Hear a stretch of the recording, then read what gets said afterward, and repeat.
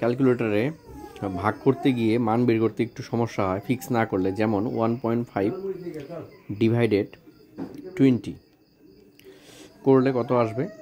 এই দেখো 0.75 10⁻⁻03।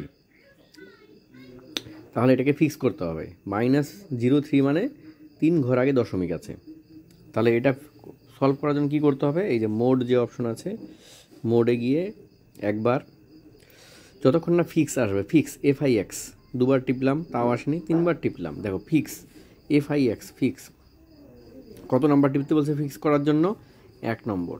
তাহলে 1 নম্বরে টিপি, হয়ে গেল। বলছে ফিক্স 0 থেকে 9 ঘর পর্যন্ত এখানে হবে। কত ঘর তুমি ফিক্স করতে চাও?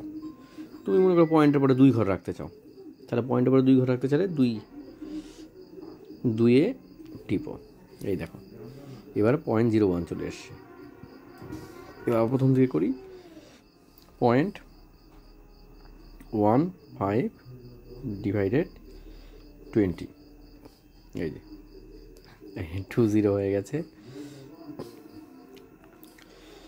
0.15 ডিভাইডেড 20, এই যে 0.01 চলে এসছে। এবার যদি কেউ ভাবে যে আমি পয়েন্টের পরে 2 ঘর না, পয়েন্টের পরে 3 ঘর নেব, তাহলে আবার মোডে টেপো, একবার দুইবার তিনবার টেপো, ফিক্স FIX আসবে কত নাম্বারে? 1 নাম্বারে। তুমি পয়েন্টের পরে 3 ঘর রাখতে চাও, তাহলে 3 টেপো, এই দেখো 0.008।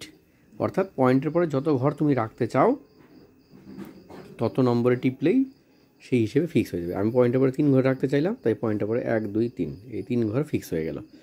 এখন যত ক্যালকুলেশন করবো ক্যালকুলেটারে সব পয়েন্টের পরে 3 ঘরই আসবে, যেমন 0.35 ডিভাইডেড 20, এই দেখো পয়েন্টের পরে 3 ঘর, পয়েন্টের পরে 1 2 3। তোমরা চাইলে 2 ঘর রাখতে পারো, তোমরা চাইলে 3 ঘর রাখতে পারো, তোমাদের ইচ্ছে।